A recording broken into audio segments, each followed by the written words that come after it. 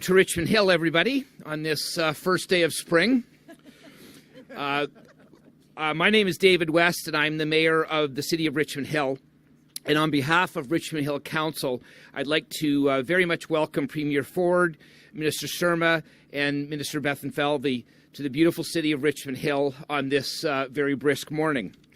Thank you very much for the invitation to join you here today about this announcement about infrastructure. I would also very much like to welcome Mayor Lynn Dolan and Mary Ann Mead Ward here to Richmond Hill today. I do feel a little embarrassed that normally we provide better hospitality than an open field on a cold winter day, but next time we'll buy you lunch. Premier, I am very much pleased to introduce our local minister, Minister Parsa. I'd like to offer my gratitude to the Minister for the tremendous work that he is doing in our community and the partnership that we've had with him for the last number of years. I am working with him on more than a few items and appreciate the time that he always gives me to address those issues. So Minister Parsa is a well-known and respected member of the Richmond Hill community, and we are fortunate to have his passionate representation for the constituents of Richmond Hill. So Minister Parsa, thank you very much for being here today. Thank you, sir. Thank you very much. Many thanks. Well, good morning, everyone. Welcome to Richmond Hill. As the mayor said, it's usually nicer. It's warm here as it was last week, and I hope you visit us again. Thank you so much to Mayor West for the kind introduction, for your friendship and leadership. And thank you all very much for being here this morning. It's always great to have my fellow MPPs and cabinet colleagues come to the riding and see firsthand everything that we have to offer here. I especially want to thank Premier Ford for being here today, for everything that you do, Premier, to make Ontario a better place. Richmond Hill is a thriving community that is seeing significant population growth and economic activity, from investments in transportation and infrastructure to addressing housing needs. A lot is happening here. And under the leadership of Premier Ford, our government has made a lot of important investments that have contributed to helping this community thrive. But with the growth also comes challenges. To address the housing challenges we are currently facing here in our province, our government has been developing affordable options and ensuring safe and secure housing for the people who call Richmond Hill home. These types of initiatives strengthen our community and improve the quality of life for our residents. These efforts reflect our dedication to economic recovery and individual well-being, building a stronger community for everyone. I will now turn it over to my friend and colleague, Minister Surma, to say a few words. Thank you.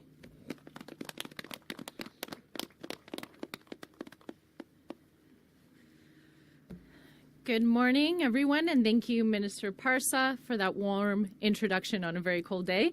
I am pleased to be here with you, Minister Bethlenfalvy, and Premier Ford to share this exciting announcement. We know that there aren't enough homes being built to keep up with the number of new residents moving to communities across Ontario. We also know that we can't address the housing shortage without significant investments in water and wastewater infrastructure.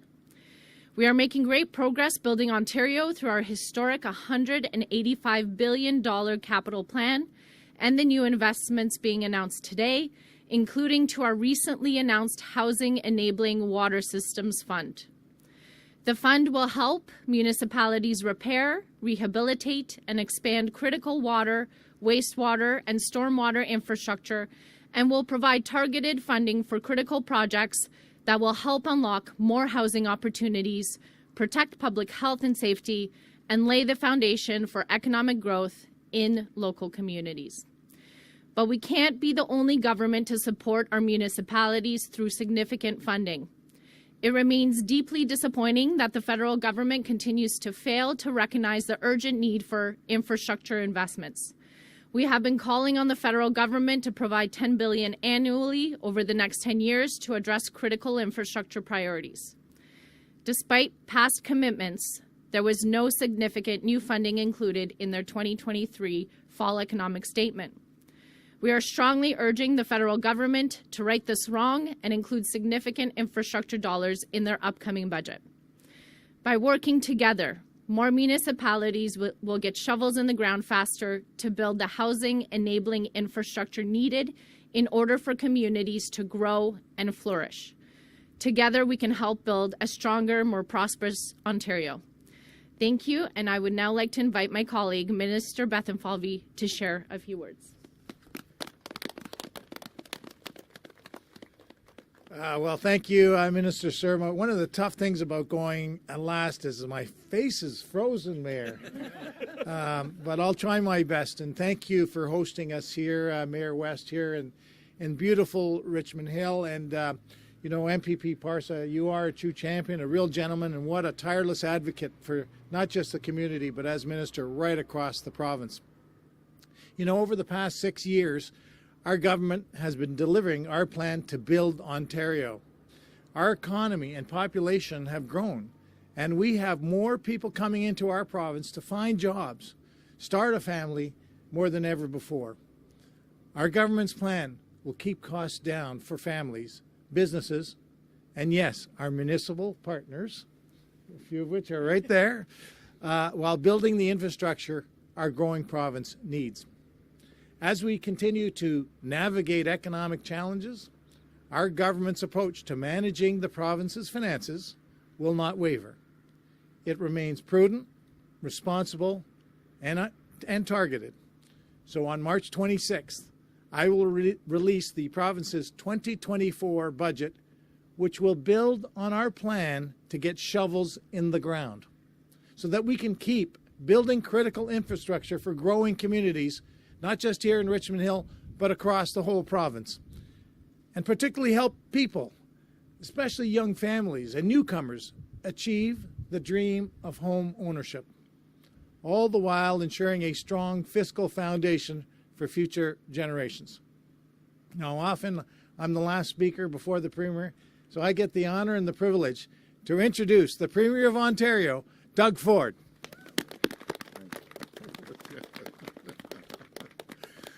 Oh, boy, it's great to be here, and good morning, everyone. And thank you to the Minister of all the money, Peter. Thank you for that introduction, and it's great to be back in beautiful Richmond Hill alongside Ministers Bethlenfalvy, Surma, and Parson. Michael, you're doing an incredible job representing the people. You should go to some events with Michael. The guy's as popular as anything, and I appreciate it. And before I get started, I also want to acknowledge Richmond Hill Mayor David West. Thank you, David, for having us by in your beautiful city, and you're doing an incredible job. But do you know what really hit my heart? And I'm telling you, when I was reading my notes this morning, Innisfil Mayor Lynn Dolan came all the way from Innisfil, and Burlington Mayor Marianne Mead Ward. It means absolutely everything to me that you came here. They're absolute champions, and they do an incredible job at their cities as well. And I can't wait, Lynn, to go up and see that orbit. I know everyone wants the Metrolink stop, so we're going full steam, and what a great partner you've been as well.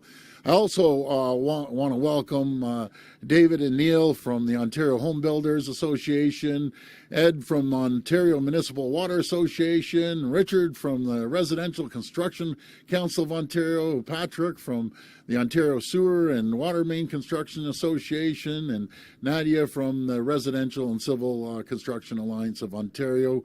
Those are key people you don't hear about, but without folks like that, nothing happens. I can assure you. So thank you for your partnership. You do an incredible job, and thank you for joining us today. It's always a pleasure to visit construction sites just like this one, to see shovels in the ground, getting new homes built. You come here and you think there's going to be families that are going to have a roof over their heads, no matter if it's young families. It's not even young families anymore. It's people that are in their 30s, 40s that haven't been able to afford a home. They'll be able to have a home now, and newcomers. Because here in Richmond Hill and throughout the province, our population is growing. As I always say, there was over 800,000 people that showed up to our province last year alone, fastest growing jurisdiction in North America, bar none. It's never been more important to deliver on our plan to build at least 1.5 million homes by 2031. Building these many homes, this requires partnerships with our great mayors that I have here and councillors, and that goes for everyone, all 444 mayors and wardens. I believe in the collaboration. I believe in working together. I believe in Team Ontario, because without municipalities, this doesn't happen. And municipalities know their communities best. And as a city councillor, and Rob as a mayor, I always say you're dealing with people on their doorsteps on every single issue, no matter if it's a pothole or a sidewalk. No one knows their communities better than the mayors and city councillors. They know where it makes sense to build homes. They know where it doesn't. They also know barriers they face getting shovels in the ground. And when I talk to mayors and councillors, I hear time and time again, it's a lack of infrastructure is one of the biggest barriers to getting more homes built. Mayors, I want to say I hear you loud and clear. Altogether, our government is investing $3 billion in housing enabling infrastructure. And I think that's probably the most I've ever heard in the history of this province. $3 billion to help municipalities like Richmond Hill get shovels in the ground to build more homes. Last year, we launched our $1.2 billion Building Faster Fund that's rewarding municipalities for meeting or exceeding their housing targets. It's been absolutely amazing traveling across Ontario, recognizing municipalities for hitting their targets. Now, as part of Minister Bethlenfalvy's budget next week, we're investing even more. We're launching the new Municipal Housing Infrastructure Program with $1 billion in funding that will support building core infrastructure projects such as roads and bridges and water infrastructure. Thank you. That's big money. And our government is more than quadrupling our investment in the Housing Enabling Water System Fund. Through this fund, we're now investing over $825 million over 3 years to help municipalities repair, rehabilitate, and expand drinking water, wastewater, and stormwater infrastructure. That's great. And I gotta tell you a story. When Rob was mayor of Toronto, everyone would talk about everything else, and Rob would always say that one of the most important things is water. No one talks about water. And some of the water mains in Toronto were like 90 years old. So this is great news. You can never go wrong when you invest in infrastructure. With this new funding, even more municipalities will hit their housing targets. And I can't wait to visit them next year with their Building Faster Fund check, and I hope it's a huge check. Friends, we're going to keep investing in infrastructure. We're going to keep working with our municipal partners to build more homes. And once again, I want to thank all of you for joining us, and may God bless the people of Ontario. Thank you. We'll now go to reporters' questions. Please line up at the microphone behind me. Identify yourselves by name and outlet, and it'll be one question and one follow-up.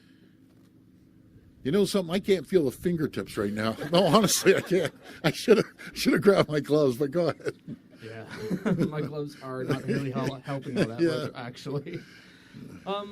So the budget is coming up, and we've been hearing from municipalities that there needs to be a new deal for municipalities, not just for Toronto, but more generally. And I'm wondering if that is something that is being considered for the budget. And you haven't really talked about a deal for anybody else other than Toronto. And could you talk about why that is? And I would love to hear from Ms. Mayor Ward, since Sure. she happens to be here on this issue. Absolutely. Well, this is one example. We're investing $3 billion into infrastructure to help these towns and cities right across this province. We also do a lot of one-offs, if I can say it that way, going in and supporting these communities. But we're always going to partner with our municipalities. I think the world of them. They're really the backbone of this province, all 444 municipalities. And we're going to continue working with them. You know, and you mentioned Toronto. That's pretty unique. You know, one of the largest cities in North America. They have unique needs like the subways and policing and so on and so forth. But we're always going to be there for the municipalities. But I'll pass it over to the mayor. Thanks, Mayor. Well, first, I just want to say a huge thank you for the $1 billion. We are very excited to get our check, and we know that we cannot continue to collectively deliver on our goal to build more houses faster if we don't all come together, and this funding is a critical part of that. So thank you, Premier, thank you, Minister Parsa, Minister Surma, and of course, Minister of Money, Minister Bethlenfalvy for that. So I'm also here in my capacity as the chair of Ontario's Big City City Mayors Caucus, which is the 29 cities with the largest population, so mayors of those cities. And we as a caucus, and certainly my own council, have asked for a new deal for municipalities, because the deal that we have was built 100 years ago, when really the challenges that municipalities faced were potholes, and maybe some roads. And now we are dealing with mental health, with addictions, with homelessness, with the refugee crisis, and of course now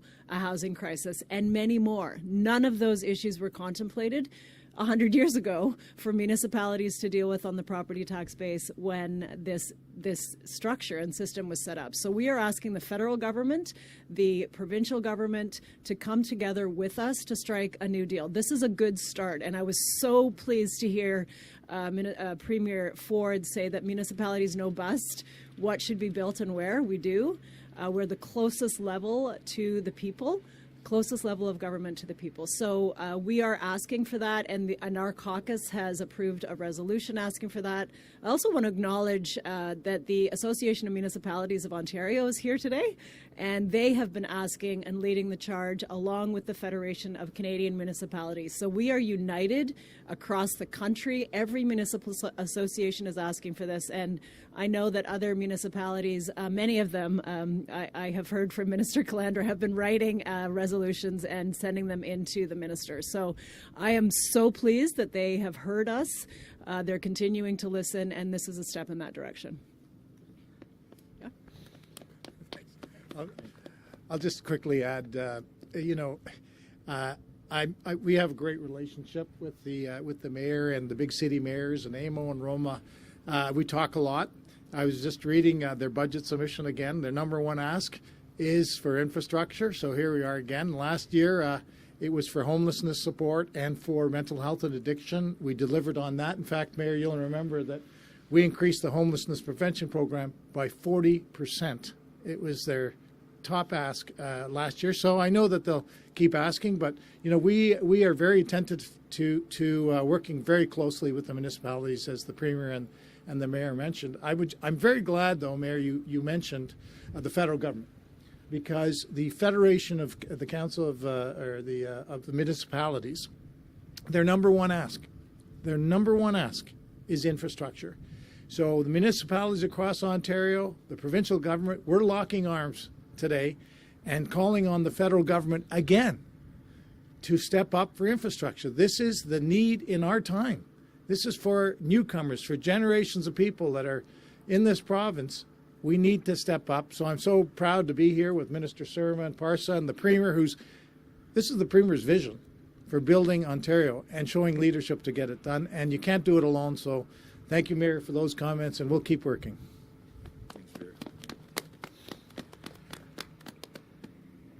Another question. We've seen advertisements for nurse practitioner clinics charging about $500 for a yearly access fee appear on TTC subways. And Minister Jones has said that there's a loophole in the Canada Health Act, but really it's about, you could close that loophole by having nurse practitioners covered by OHIP. Why not do that instead of asking the federal government to fix a law when you could close this loophole yourself? Well, first of all, I think the world of nurse practitioners, we're hiring more and more nurse practitioners, but it is the loophole. That is the law. We need the federal government to step in there and change the law. I can tell you one thing. Here in Ontario, you'll always pay with your OHIP card. You'll never have to pay with your credit card. And that's what we're going to do. We're going to keep moving forward, and we're going to need more nurse practitioners. And I'll tell the people why nurse practitioners are so important, not just here in major cities, which they are, but in rural towns and communities across the province. They're a savior when it comes to healthcare, and they're very, very well trained, and they're just great people, and they really fill the gap for a family physician. Good morning, Snay Dougal with the Trillium. Hi. Hi. The Ontario Liberals the Ontario Liberals have been tabling proposals in the legislature this week that they say are going to help, that they say would help with affordability. Bills to allow the construction of fourplexes across the province, $1,000 tax credit for kids, sports and extracurriculars.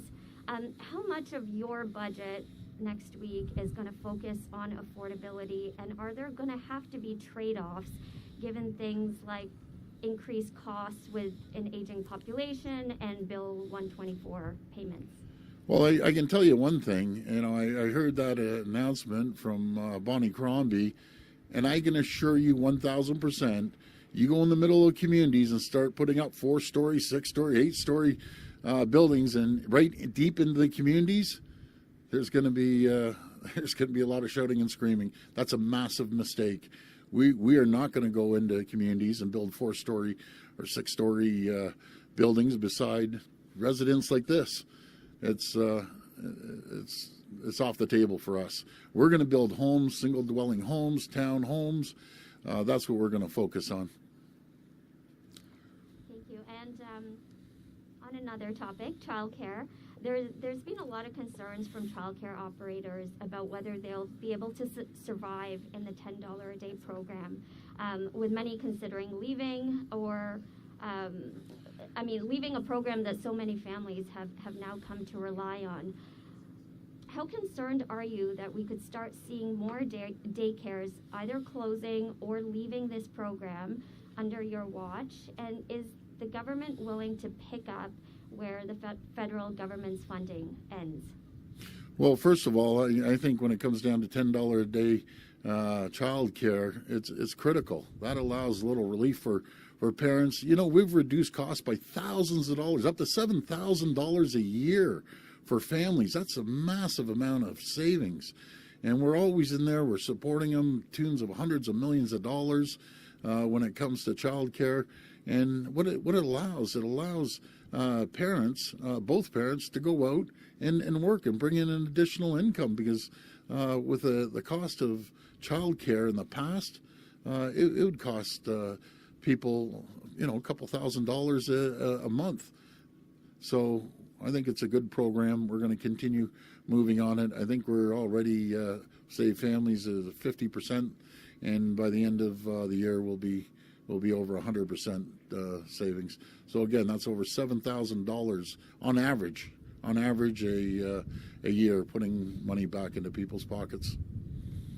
Hi, Premier. Siobhan Morris, CTV News. Hi, Siobhan. I'm wondering if today's announcement is an attempt by the government to make up for the money that municipalities feel like they've lost through Bill 23.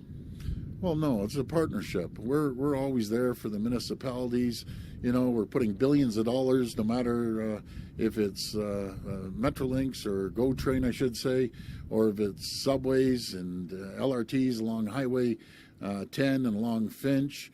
There's a lot of areas that we're in support of municipalities, working hand in hand with them. But what this does, all these new homes, guess what happens here, Siobhan? They're actually paying taxes. So you can either have an empty field sitting here and no income coming in, or you can build homes and there's more revenues coming into their pockets. It's no different than the province. We've never raised a tax in the history of us being in office for 6 years. I think we're the only government that's never raised a tax. We've actually reduced taxes, put more money into people's pockets. We put more money into businesses' pockets, and look what happens. You have companies from all over the world wanting to come and invest in Ontario, no matter if it's a $28 billion of EV production or the tens of billions of dollars in the tech sector, or $3 billion into life sciences, manufacturing. Manufacturers out there created more jobs in Ontario than all 50 U.S. states. And we increased revenues at the province in the last 5.5 years, $52 billion without ever raising a tax. There's 700,000 more people paying taxes. Back in September, you introduced this idea, or promised even, that people would be able to buy homes that were 1,600 square feet, backyards, I think a paved driveway, you said too, for under $500,000. I'm wondering if we're any closer to learning how the government plans to do that. Yeah, so those are modular builds, and we're gonna continue building on those modular builds. We have property around the province. We're working through Infrastructure Ontario.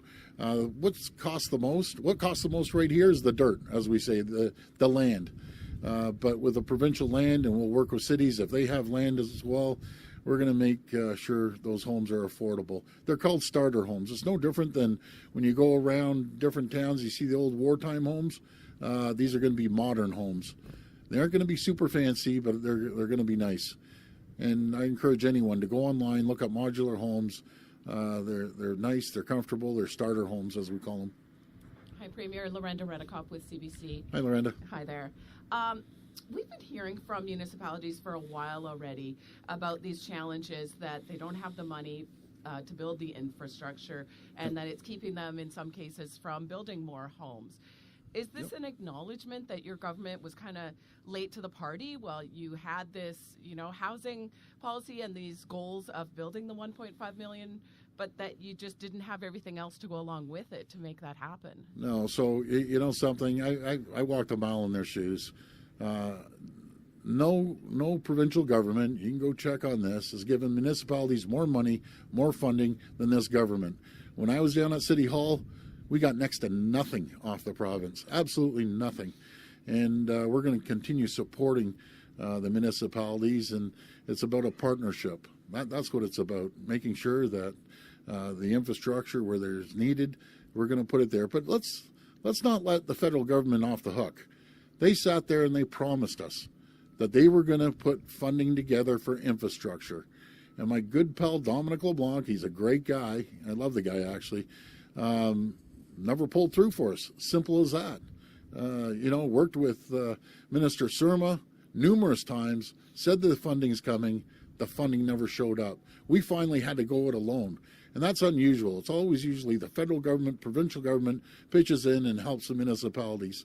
So I think we're doing pretty well with overall infrastructure funding, which I can't remember a provincial government going alone at $3 billion. The ministers want to comment? Sure. Yeah, go ahead. Well, thank you very much.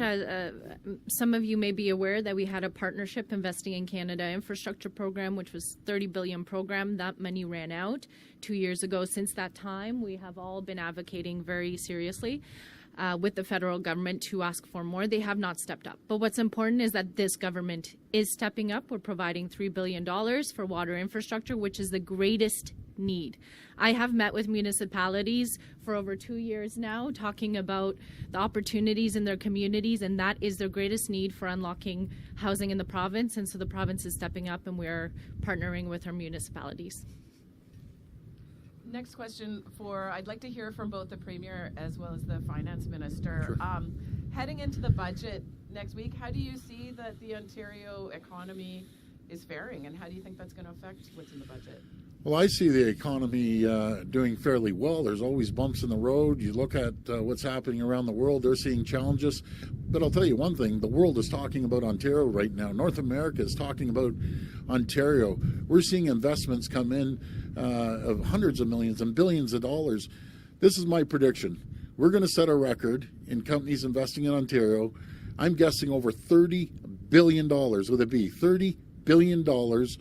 We're an economic powerhouse in North America. We're an economic powerhouse around the world. It starts at the critical minerals up by the Ring of Fire, and critical minerals even outside the Ring of Fire, flowing down into our steel plants, our green steel plants with the electric arc furnaces, going into our auto sector that, again, we've seen investments of $28 billion.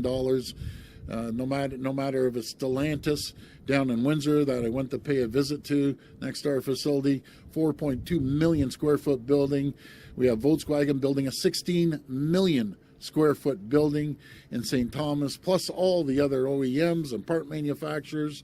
But we're seeing investments everywhere coming to Ontario. Just think of this, in tech alone, we're growing 350% faster than Silicon Valley and San Francisco Bay Area. We employ more people in the tech sector than that region alone, and they're supposed to be the tech capital.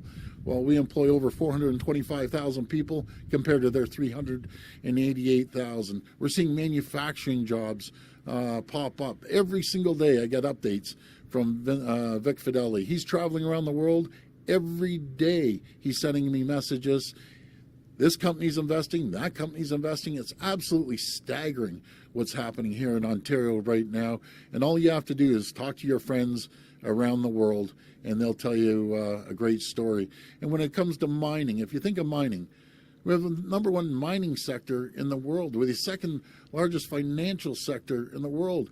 Bloomberg just wrote a big article that Canada, I should say Ontario, because we're the EV capital, is taking over China as the number one destination for EV battery production and EV assembly. Those are incredible stories, and I'm just, the tip of the iceberg. These stories go on and on and on. Again, there's 700,000 more people working today. There's over 300,000 jobs available. So I think Ontario's doing fairly well, but I always believe in continuous improvement and just keep moving forward. I'll pass it over to the Minister. Well, I think, number one, as the Premier said, economies are weaker. And, the cost of things are up for people, and we recognize that, and for governments too. But, you have two choices. Do you put on the brakes or do you keep going? And we're choosing the latter. We're going to keep going. We got to rebuild this economy. We've been through the pandemic, high interest rates and inflation. We're not going to stop building Ontario. As the Premier mentioned, great run through of all the things that we're doing. We have a vision. We have a plan to rebuild this economy: hospitals, roads, public transit, the economy, the manufacturing jobs, the north, all across this great province. And so that's what this budget will be about. Thank you. So this will be the last reporter.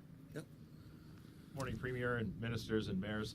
A couple of questions likely to do with the budget, so probably for Minister Bethlenfalvy and yourself, Premier. Sure. Just one about the proposed medical school, it seems, that's being worked on with York University and the Vaughan Hospital. What are you able to say at this point in terms of funding there and timelines for that being rolled out? Well, stay tuned. That's what I say about the funding. But let me talk about medical schools that haven't been built in years, no matter the new medical school in Brampton or one in Scarborough, and also adding grads and undergrad seats that never happened before. There's over 10,800 new physicians that registered here in Ontario. Over 80,000 new nurses. Think of those numbers. 80,000 new nurses registered in Ontario in the last 5.5 years. 17,500 just last year alone. And the great news is we have 30,000 nurses in our colleges and universities ready to jump into the sector. And we're pouring money focused on healthcare. We've spent over $21 billion more over the last 5 years. So that's one of our key areas. I'll pass it over to the Minister. Stay tuned. But again, the Premier's covering it. We are not just building things. We need people to build the things, and we need the people to service the hospitals, and we need more workers right across the province, whether it's for our healthcare system or if it's for building these buildings. We need the skilled trades. We need the law enforcement, the first responders. We need many people in our community. So it's not just about building a new medical school or a home or a highway. It's about making sure we invest in people so that we can get these things done. We all remember last year's Ontario wildfire smoke wafting in and around the whole province, really. This year's fire season projected to be potentially worse. What's being done to prepare for this, and are you allocating money towards this? Yes, actually, funny you asked me that. I just got briefed yesterday about the plan moving forward, and we'll have an announcement about that, making sure that our great firefighters are ready. They have the equipment they need. The Ministry of Natural Resources, I think the world of them. And one thing, I wish we could build water bombers a lot quicker than what the manufacturer is saying. But we're going to put resources towards that because we know and we've heard that since there hasn't been too much snow this winter, we're going to have a tough season. But we'll be ready to support our firefighters. I want to give a big shout out to the 200 firefighters that come up every year from Mexico as well. They really do an incredible job. So Thank you, everyone. Again, I want to thank the mayors. I want to thank the Mayor West as well for hosting us, along with Michael Parsa. Folks, we're fortunate. We are so fortunate to live in the greatest jurisdiction in the world. We're investing billions of dollars to make it better every single day, and we'll never stop working for the people. That's one thing about our team. We're workers. From early in the morning to late at night, we'll continue working for the taxpayers of Ontario. Thank you, everyone, and God bless. Thank you.